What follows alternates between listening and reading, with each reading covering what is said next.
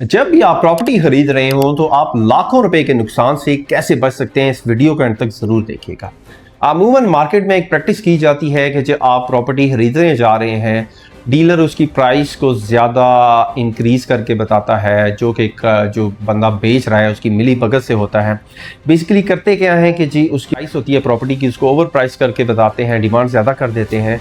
अगर आप चाहते हैं कि अगर आप नुकसान से बचें तो आपने हमेशा उसकी एनुअल रेंटल यील्ड निकालनी है। अब वो कैसे निकलेगी, आपने सराउंडिंग में चेक करना है, उसी से मिलती जुलती जो प्रॉपर्टीज़ हैं उनके क्या रेट्स चल रहे हैं। फॉर एग्जांपल एक प्रॉपर्टी है और उसका जो आपका सालाना रेंट आ रहा है वो 6 लाख रुपया, यानी कि 50,000 पर मंथ, और उसकी डिमांड की जा रही है 1.5 करोड़ रुपया।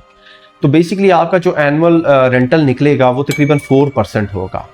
अब अमूमन होता क्या है कि कोई भी ऐसी प्रॉपर्टी जो 2.5% से लेके 3.5% तक हो, it is considered to be a very good property. और इसके बाद अगर 0.35 से 0.4 या 0.5 के दरमियान हो, it is considered to be a great deal.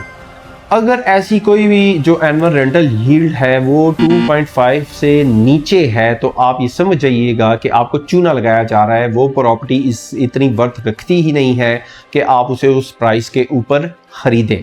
अच्छा, इसमें एक और चीज़ होती है कि अगर आप एनुअल रेंटल यील्ड ज़्यादा करना चाहते हैं तो आप उस घर को या उस अपार्टमेंट को फर्निश भी कर सकते हैं। और एक सोलर भी ऐसा एक्स्ट्रा एडिशन है जिससे आपकी प्रॉपर्टी प्रॉबली हो सकता है कि 5 से 6% भी एनुअल रेंटल यील्ड प्रोड्यूस करे। It is considered to be a very good investment when it is more than 2.5%। अगर 2.5 से नीचे है तो आप ये समझ जाइएगा कि आपका गला खटा जा रहा है।